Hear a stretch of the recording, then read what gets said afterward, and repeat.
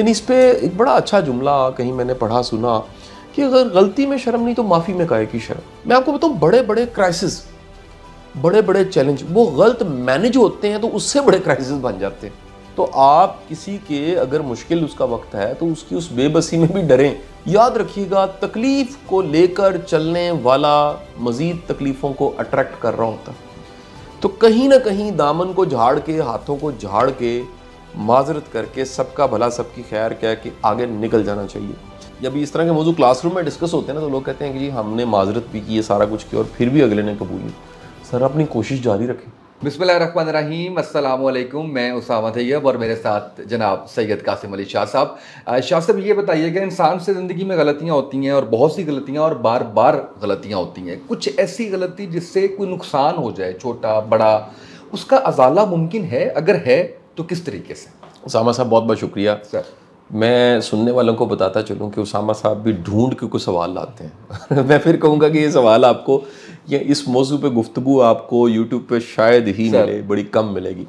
अच्छा, अब देखिए कि आपका जो नुकसान आपने किया किसी शख्स का, किसी के साथ आप चले ना चल सके, किसी जगह आप जा रहे थे और अचानक को हादसा हो गया है, गलती हो गई आपसे, आप किसी मामले में मौजूद थे, अंदाज़ा नहीं था कि उसमें आपने एक ऐसा स्टेप उठाया है जिससे किसी का नुकसान हो गया है। कोई फाइनेंशियल नुकसान हो सकता है, कोई अल्लाह ना करे ऐसा नुकसान है जो सम टाइम अनरिपेयरेबल भी होता है। ये भी मैं उसको कोड वर्ड्स में सिर्फ कर रहा हूँ, आप समझ जाइए कि कोई जानी नुकसान हो गया, कोई और बड़ा नुकसान हो गया। अच्छा, सबसे पहले तो देखिए इसको शरीयत ने भी डिस्कस किया।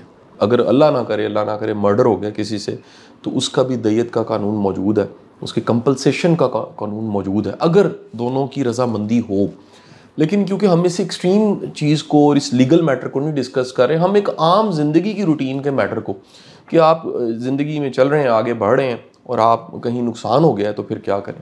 अच्छा, अब देखें, सबसे पहली जो चीज़ है ना, इसमें अजमत है कि आप गलती का एतराफ़ करें।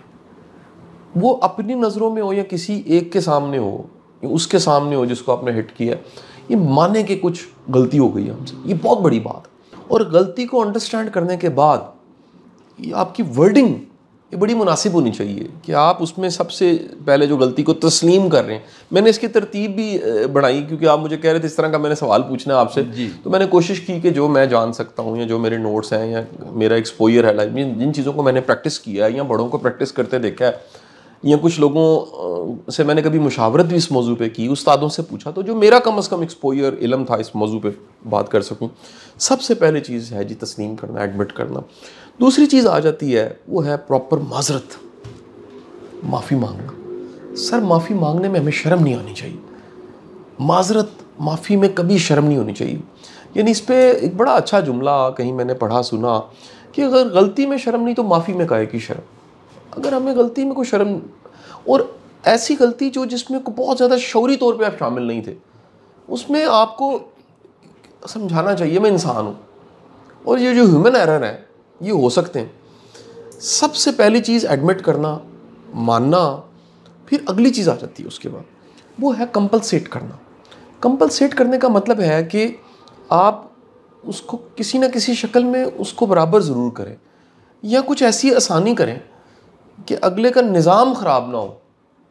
आप इसकी मैं छोटी सी आपको मिसाल दे देता हूँ। फ़र्ज़ करते हैं कि आपने किसी को हायर कर लिया किसी टास्क के लिए और आपने तय किया कि ये आप जॉब ही है, हायर किया आपने, और आपको लग रहा है कि जी अब ये दूसरे तीसरे महीने, वैसे तो 3 महीने में नहीं पता लगता, लेकिन आपको कुछ टाइम के बाद पता लगा कि ये नहीं चल सकता, या किसी वक्त भी चले, 3 महीने नहीं, मैं कहता हूँ 3-4 साल बाद आप कहते हैं कि नहीं आ रही है, नहीं चल सकती जी। तो बजाय इसके कि अचानक किसी को आपने छोड़ दिए, आप उसको कंपलसेट करें कि यार वो उसका कम अज़ कम कुछ माह का निज़ाम तो चल सके ना, यानी वो इस काबिल तो हो सके ना कि दोबारा से वो एफर्ट करके थोड़ी सी कोशिश करके अपने पाँव पे खड़ा हो जाए। तो तस्लीम करना, नंबर 2 आपने जो है वो माजरत की फिर कंपलसेट किया। अच्छा, सम टाइम ऐसा होता है, इसमें एक बड़ी गुंजाइश की चीज़ है। बाज़ औक़ात ऐसा होता है कि दोनों की गलतियाँ होती हैं, दो तरफ़ा गलतियाँ होती हैं। अच्छा, बाज़ औक़ात ऐसा होता है कि गलती जो होती है वो दो तरफ़ा होती है, लेकिन आप भरम कायम रखते हैं, यानी आपने जान लिया कि यार इसकी भी गलती है और कुछ मेरी भी गलती है, तो क्यों ना मैं कुछ बेहतर हालत में मैं कंपलसेट करता हूँ, इसको शर्मिंदा नहीं करता, शर्मिंदगी से बचा लेते हैं। ये बड़ी एक नेकी है कि आप किसी को ना शर्मिंदगी से बचाएं, उसको शर्मिंदा ना होने दें, और आप तस्लीम करके, माजरत करके, कंपलसेट करके, उसके बाद अगला स्टेप बड़ा इंपॉर्टेंट है। ये भी बुजुर्गों का विजडम है, मैं समझता हूँ। कहा जाता है कि जी वो बंदा जो आपसे कह लीजिए जिसका नुकसान हो गया और आप उसका अजाला करने जा रहे हैं, उससे राब्ते में भी रहें। ये जो एम्पैथी है ये बड़ी ज़रूरी है। हम ये जो डिस्कनेक्ट हो जाते हैं ना, ये बड़ी खौफनाक चीज़ है। मैं आपको बताऊँ, बड़े बड़े क्राइसिस, बड़े बड़े चैलेंज वो गलत मैनेज होते हैं तो उससे बड़े क्राइसिस बन जाते हैं। यानी जो मिसमैनेजमेंट का वर्ड है ये बड़ा खौफनाक है कि मसलन किसी को दर्द मिला, आप एक है कंपलसेशन, दूसरा आपको एहसास ही नहीं है, आप बेरहम हो गए। वो जो रहम का फैक्टर है ना, वो कमाल का है।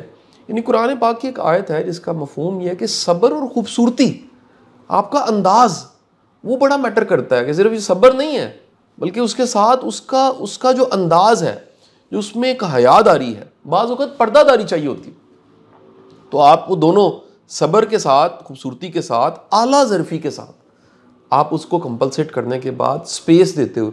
अब मैं कभी कभी ना जो तारीख़ के बड़े बड़े दानिशवर दिखने वाले, उनकी जो मिसालें हैं वो, या उनकी जो मुख्तसर कहानी उन्होंने बताई हैं, मैं कभी कभी हैरान होता हूँ उसमें कितना विजडम है। सादी शिराजी फरमाते हैं बिल्ली को मारने लगे, मिसाल, रोशनदान खुला रख के मारो, यानी कि उसको कुछ अगर लगे भी ये समझाने के लिए तो वो भाग जाए, वाह, वो रास्ता छोड़ दो, नहीं तो क्या होगा, वो आंखों को पड़ जाएगी आपकी, यानी वो छोटी सी बिल्ली भी शेर हो जाएगी।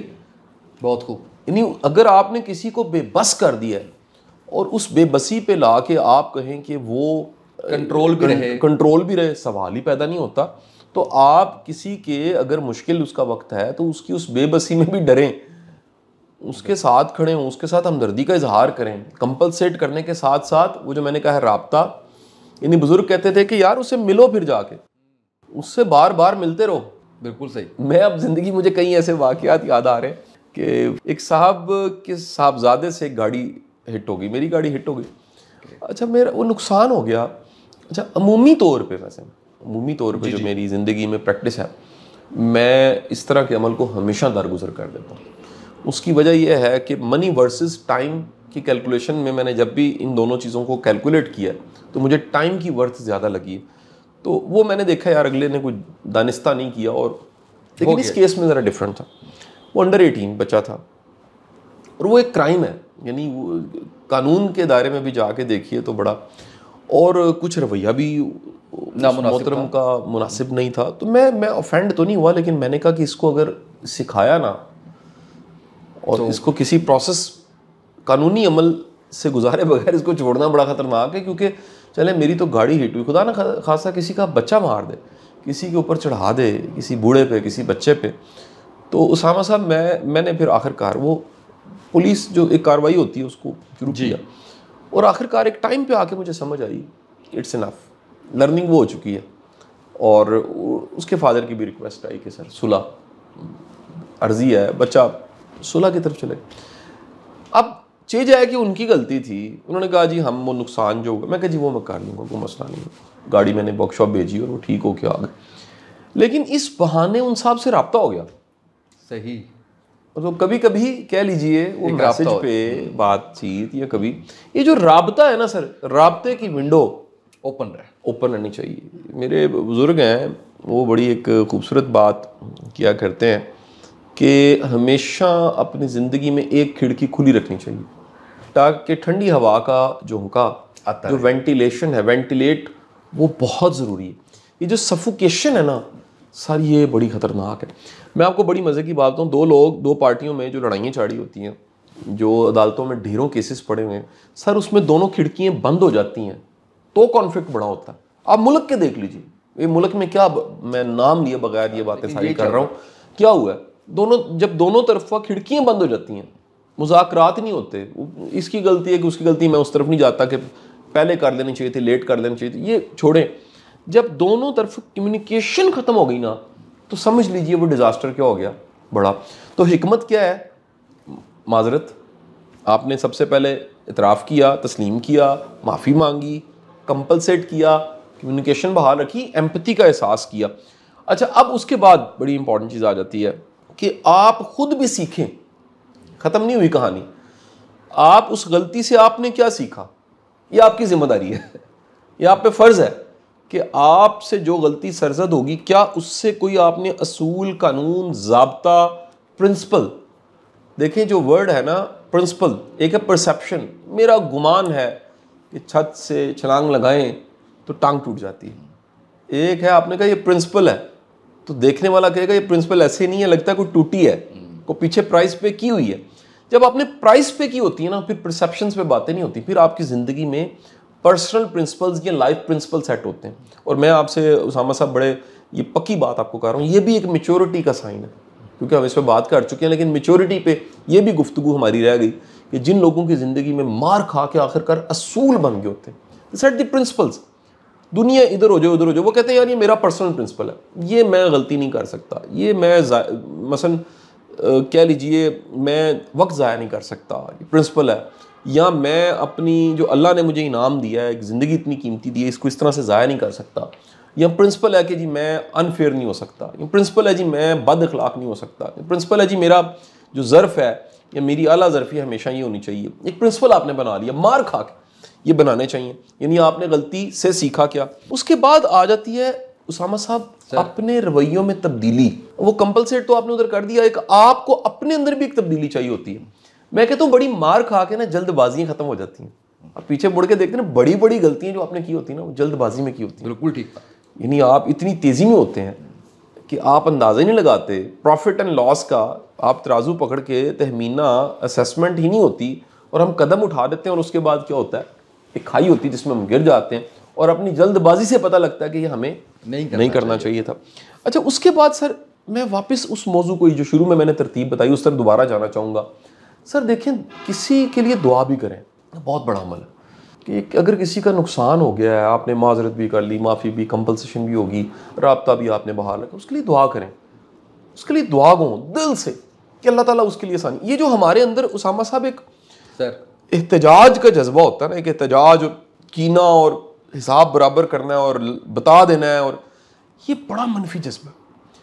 हर जज्बे की एक वाइब्स है, हर जज्बे की एक मकनातीसियत है। याद रखिएगा, तकलीफ को लेकर चलने वाला मज़ीद तकलीफ़ों को अट्रैक्ट कर रहा होता।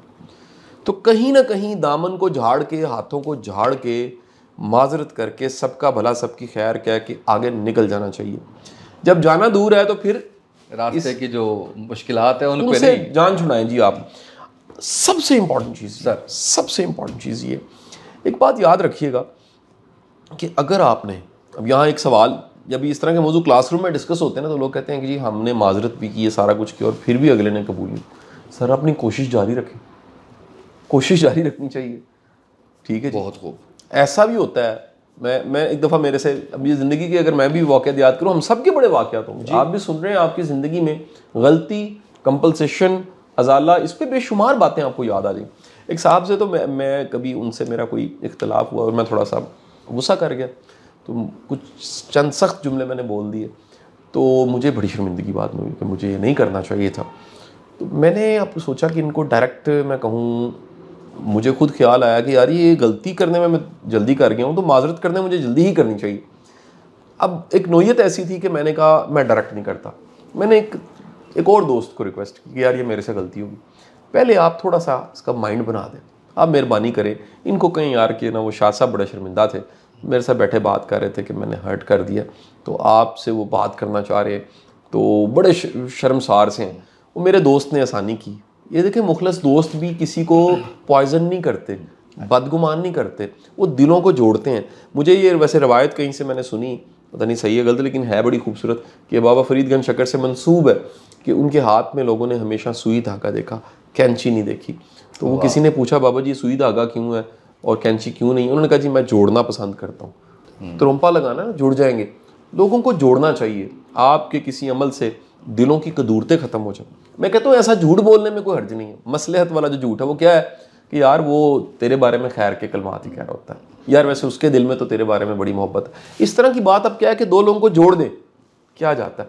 तो एक इम्पॉर्टेंट चीज़ ये भी है कि कहीं ना कहीं वो राब्ता बहाल करके अपनी कोशिश जारी रखनी चाहिए और अल्लाह से दुआ मांगनी चाहिए कि अल्लाह ताला जो हमने ज़िंदगी में गलतियाँ की हैं उससे हम भी सीखें और किसी का बोझ उसामा साहब ना हो। ऐसा ना हो क़यामत के रोज़ हम पेश हों तो हमारी नेकियां उठा के फिर उसके खाते में डाली जाएं कि तुमने यहाँ जुल्म किया था। अल्लाह हमें जालिम बनने से बचाए। आज मेरी ये दुआ है। अच्छा सर, इससे पहले कि मैं इजाज़त चाहूँ नाजरीन से, मैं चाहूँगा कि मुझे थोड़ा सा आप ये भी बताएं कि आपने इस मौजू के ऊपर कोई किताब भी पढ़ी है? अच्छा, ये वैसे आपने बड़ा अच्छा किया, याद करवा दिया कि हमें अपनी वीडियोस में जैसे हम कई किताबें कोट भी करते हैं, उनका हवाला भी देते हैं, तो इस मौजू पे मैंने किताब पढ़ी है। उस किताब का नाम है दी फॉरगिवनेस प्रोजेक्ट। अच्छा। और ये 2 नौजवानों ने लिखी है, उनकी ज़िंदगी की मुख्तलिफ कहानी, उन्होंने कहानियाँ इकट्ठी की हैं और उसमें माफ़ी माजरत उसके बेशुमार तजुर्बात इस किताब में उन्होंने कोट किए हैं। तो बड़ी ज़बरदस्त किताब है, इसे ज़रूर पढ़ना चाहिए। ज़बरदस्त जी, आपने किताब भी आज हमें दे दी और आपने इतना शानदार सिखाया है माशाल्लाह कि मैं ये समझता हूँ कि इसमें हर पॉइंट बड़ा अहम है, लेकिन ख़ासकर जो आपने बात की है कि कोशिश जारी रखें, ये बहुत ही अहम है। और फिर जैसे शाह साहब हमेशा जो है वो ना सिर्फ हमारे मुआशरे से मिसालें लेके बल्कि वो कुरान और हदीस के ज़रिए भी जो है वो हमें समझाने की कोशिश करते हैं और दुआ भी बड़ी आज शानदार जो है वो उन्होंने दी है। अल्लाह हम सब के लिए आसानियाँ पैदा करे। आज के प्रोग्राम से इतना ही, इजाज़त दीजिए, अल्लाह हाफ़िज़।